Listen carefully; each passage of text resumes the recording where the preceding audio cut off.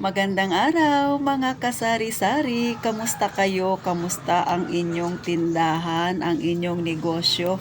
Sana lahat tayo ngayong araw na ito ay panay pasulong. Magkaroon sana tayo ng maganda-gandang benta dahil malapit na ang January, malapit na ang renewal ng permit.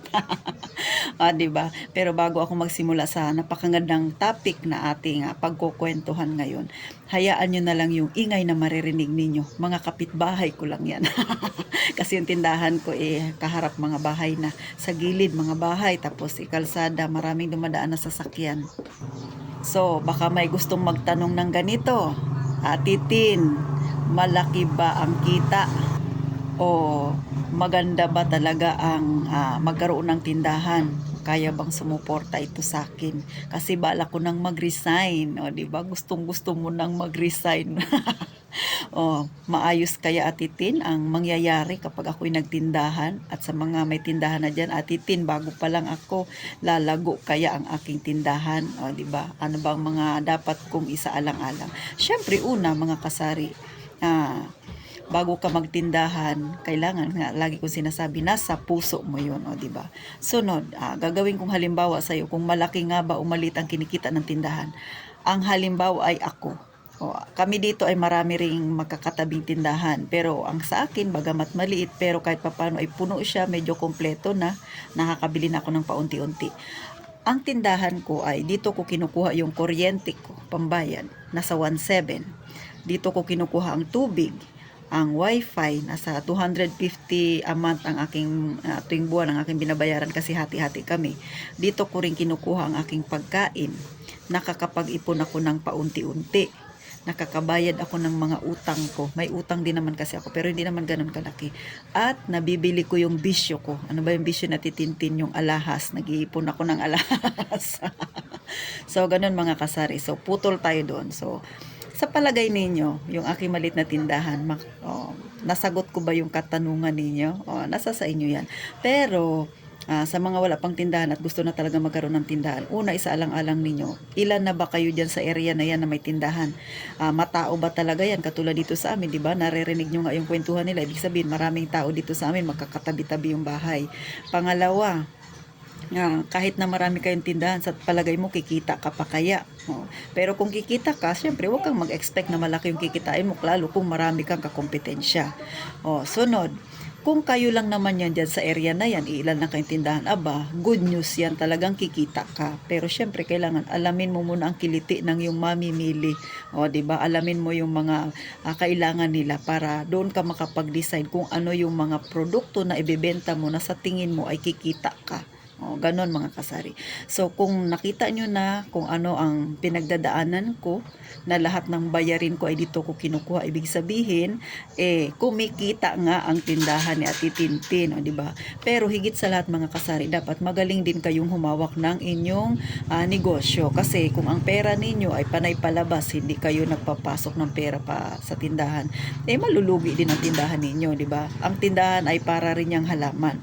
Ikaw na nagtanim, syempre didiligan mo yan pa konti-konti, aalagaan mo, at kapag yumabong na, maganda na ang kanyang mga dahon at nagkaroon na ng bunga, pwede ka nang mamitas. So ganon din yan sa tindahan, mag-aalaga ka ng tindahan mo pa konti-konti, magdadagdag ka ng puhunan, lalo kung nang wala ka namang mapagkukunang puhunan, syempre sa pa konti-konti, ibig sabihin magdagdag ka ng paninda mo.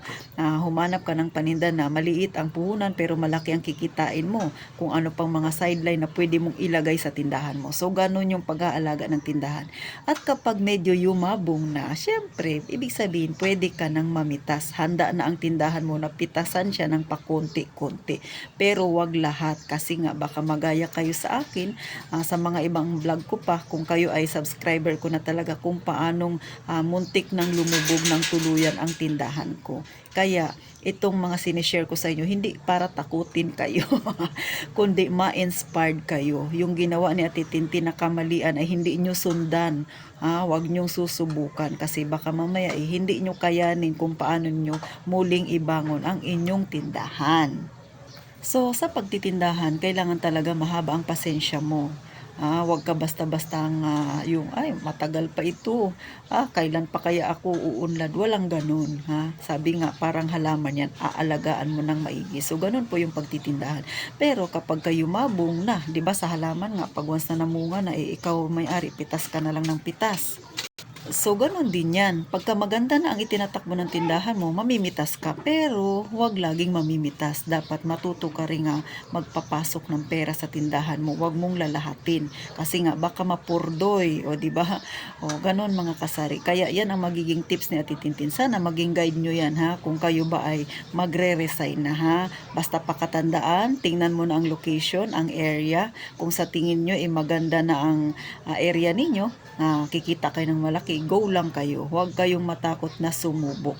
Pero habang wala pa kayong tindahan, nag-iipon pa kayo, mas maganda kung malaki-laki yung maiipon ninyo, may pang emergency fund kayo para kung hindi man, kung na-failed man ang unang attempt ninyo sa pagtitindahan, may madudukot pa kayo na pangalawang buhay na matutulungan nyo ang inyong tindahan na para muling tumayo. Gaya ng nangyari sa akin, ha mga kasari.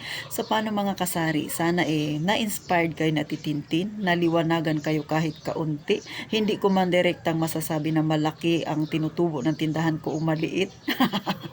Secret na yon. O syempre, inilalahad ko naman sa inyo kung ano ba yung mga bayarin ng aking tindahan na dito ko lahat kinukuha.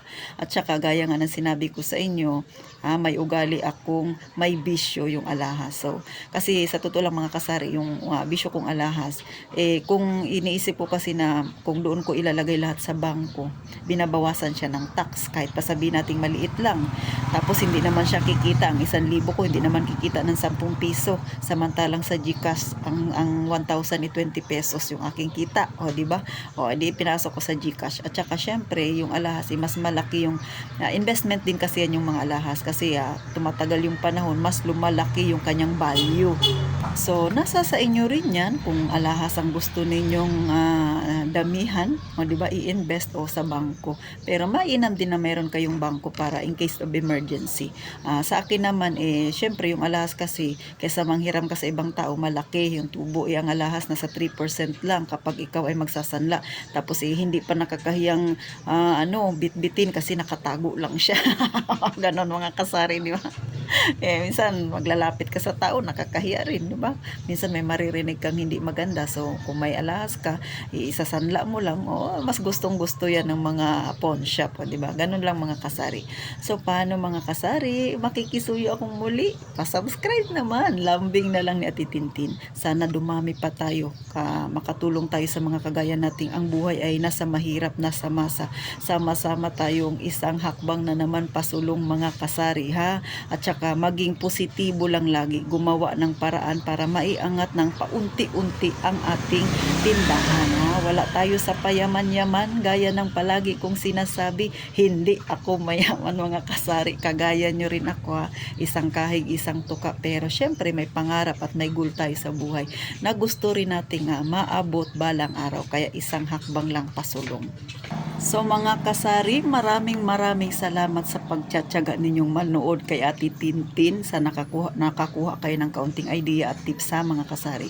So paano magkita tayo sa susunod na vlog ni Ate Tintin, ha? Aantayin ko kayo. Mga kasari, mag-iingat kayong palagi.